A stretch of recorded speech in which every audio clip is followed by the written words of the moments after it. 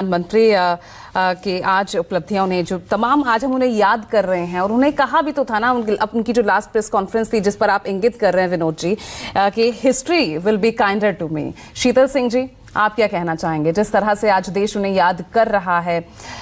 मौन रहते थे, शांत रहते थे, लेकिन मुखर भी होते थे, अपने फैसलों पर दृढ़ भी होते थे। और न्यूक्लियर डील यूएस से ये सबसे बड़ा उदाहरण रहा कि उनके सहयोगी वामपंथी दल तक नाराज हो गए, सरकार पूरी दांव पर लग गई, उसके बावजूद अडिग रहे अपने उस फैसले पर। उनके बारे में इस समय श्रद्धांजलियों की बाढ़ आई हुई है और सबके शब्द ऐसे ही हैं जैसे इस बातचीत में हमारे मित्रों ने कहा, जिनका अनुभव रहा है उनके साथ यात्रा वगैरह करने का या उनकी प्रेस कॉन्फ्रेंस वगैरह में शरीक होने का। लेकिन जो बात उनके बारे में बहुत मौजू लगती है वो एक शेर में नसीरुद्दीन शाह साहब ने कही है, वो आसमां था मगर सर झुका के चलता था। ये बात इतनी अच्छी लगी मुझे कि वो पूरे दौर में 10 वर्षों में जब हमने उन्हें प्रधानमंत्री के तौर पर देखा, उसके पहले दूसरे रूप में देखा था, हमने उन्हें कभी क्रोधित होते नहीं देखा। आप देखिए जो आपने कार्यक्रम दिखाया लोकसभा की कार्रवाई का, उसमें जो लीडर ऑफ अपोजिशन है वो उधर से बहुत सारी चीजें कह रही हैं, हंसमुख ढंग से भी कह रही हैं, गुस्से में भी कह रही, लेकिन मनमोहन सिंह जी उसका जवाब देते समय जरा भी विचलित नहीं हो रहे हैं। 13-14 के उस वक्त को मैं याद करता हूं जब उन पर इतने लांछन लग रहे थे, कोयला घोटाला और बिजली घोटाला, ये जो आपका स्पेक्ट्रम घोटाला था दोनों 2G वाला, आज वो कहां है घोटाले। लेकिन उस समय उनको किसने कितना नहीं धिक्कारा। उनके साथ काम करने वाले एक सचिव को, मिस्टर गुप्ता, जिनको पूरी आईएएस बिरादरी ईमानदारी का प्रतीक मानती थी, उनको जेल तक जाना पड़ा उस सिलसिले में। बाद में सब चीजें खत्म हो गई, लेकिन उस पूरे दौर में भी 217 बार प्रेस कॉन्फ्रेंस करने वाले प्राइम मिनिस्टर ने 217। अब का जब हम दौर देख रहे हैं और अब जो हम वातावरण संसद में और बाहर देख रहे हैं, तब पता लगता है कि मनमोहन सिंह का क्या मतलब था। ठीक है, वो राजनीति में सफल होकर चुनाव लड़के नहीं आए थे, उन्हें एक पार्टी ने अपने लिए चुना था प्रधानमंत्री पद के तौर पर, ये उनका लेखुना था या जो भी इसको कही आप। लेकिन इसके बाद हमने नहीं पाया कि पूरा प्रधानमंत्री कार्यालय सारे मंत्रालयों के पैसे से अपनी व्यक्ति संरचना में लगा हुआ हो। उनके लिए सूचना सलाहकार का काम करने वाले पंकज पचौरी मेरे बहुत अभिन्न मित्र हैं, तो मैं बहुत चीजों को अंदर से जानता रहा और समझता रहा।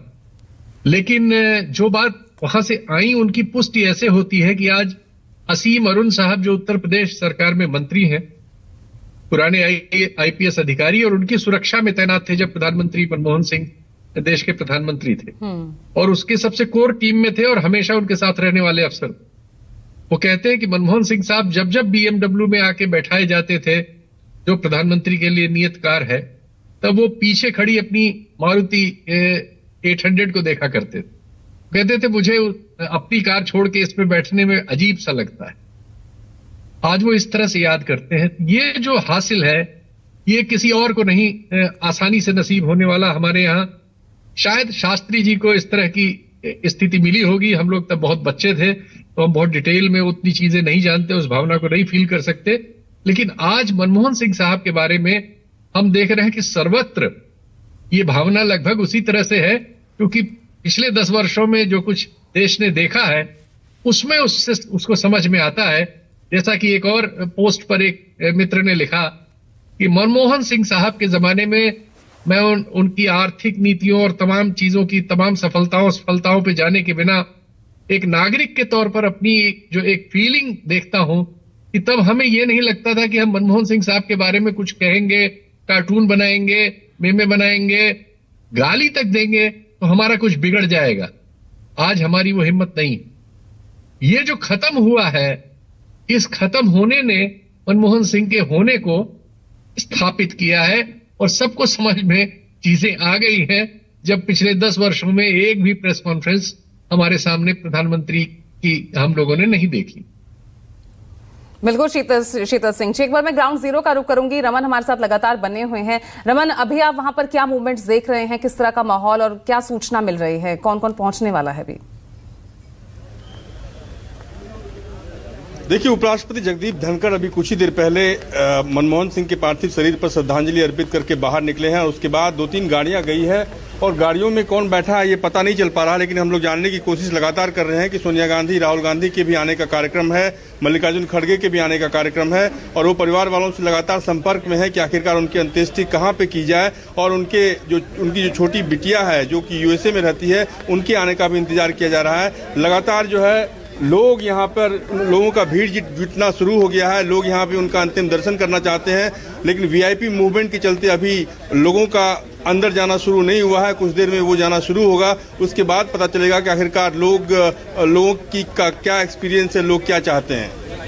ठीक है रमन, आप लगातार बने रहिए। और ऐसे में संजीव, जब आज हम डॉक्टर मनमोहन सिंह उनके कार्यकाल को याद कर रहे हैं, उनके सफरनामे पर जब हम नजर डाल रहे हैं, तो जाहिर सी बात है कि यहाँ पर आज जब हम आज अपने देश की दुनिया में स्थिति देख रहे हैं, सबसे तेजी से आगे बढ़ने वाली इकोनॉमी के रूप में, तो शायद ये कहा जाएगा कि जब हर तरफ उथल पुथल है तो आज हमारी इस मजबूत इकोनॉमी के जो असली रचयिता हैं, असली जो स्क्रिप्ट राइटर है, वो डॉक्टर मनमोहन सिंह ही थे।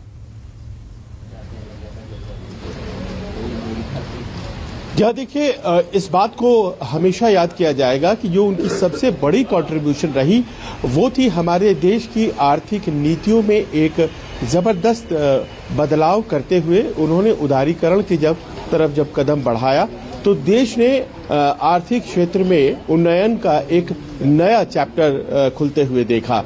और उसके पहले की स्थिति और उसके बाद की स्थिति, दो आज़ादी के 75 वर्षों को हम बांट सकते हैं, प्री मनमोहन सिंह और पोस्ट मनमोहन सिंह। ये कितना सही है हम उस वक्त पत्रकारिता नहीं करते थे, इसीलिए नहीं जान सकते हैं, लेकिन हमारा सोना गिरवी था। ये लोग बार बार कहा करते हैं और वो चंद्रशेखर जी का दौर था। हालांकि चंद्रशेखर जी मात्र 4 महीने प्रधानमंत्री रहे थे, तो ये सिलसिला तो शायद उसके पहले वीपी सिंह साहब की सरकार में आया होगा और स्थिति ऐसी हुई होगी। लेकिन ये कहा जाता है कि उस दौर से, जबकि ये सोना गिरवी रखने की बात है, उसके बाद उदारीकरण का वो सिलसिला और एक नई आर्थिक नीति को अपनाना वित्त मंत्री के तौर पर, और जाहिर है कि उनके प्रधानमंत्री उस वक्त नरसिम्हा राव थे और उन्होंने पूरी आज़ादी उनको दी थी। उन्हें लाया ही गया था मंत्रिमंडल में उनकी एक्सपर्टीज की वजह से, लेकिन वो रिस्क उन्होंने लिया और हमें एक ऐसे पाथ पर डाला इकोनॉमिक रिकवरी के, जिसको कि हम आज की तारीख में बहुत सराहते हैं। बहुत अच्छा निर्णय था, सब लोग कहते हैं। फिर साल 2004 में जब वो प्रधानमंत्री बने तो प्रधानमंत्री बनते वक्त भी ये कंसिडरेशन जरूर रही थी कि मनमोहन सिंह क्या कर सकते हैं, what does he bring on the table. आप जानती हैं उस वक्त कौन कौन थे जो कि प्रधानमंत्री बन सकते थे। सोनिया गांधी के बाद प्रणब मुखर्जी सबसे बड़े नेता थे, जिनके बारे में कहा यही जाता था कि वो सबसे ज्यादा बड़े दावेदार हैं। नटवर सिंह इतने बड़े डॉयन फॉरेन पॉलिसी के, और कहा यही जाता था कि कैबिनेट की बैठकों में जब वो नाराज हो जाया करते थे तो उनकी नाराजगी को लोग शांत होने देते थे, उसके बाद ही नई बात कहते थे। गुलाम नबी आजाद, इस तरह के बड़े बड़े नेता, और उनमें से एक ऐसे व्यक्ति को कांग्रेस पार्टी और सोनिया गांधी ने चुना जिसकी अपनी कोई राजनीतिक वजूद उस तरह से नहीं थी, लेकिन उनका एक लेगेसी था, और वो लेगेसी जो कि वित्त मंत्रालय में उन्होंने 5 साल वित्त मंत्री रह करके क्रिएट किया था। और 2004 से 2009 ये स्वर्णिम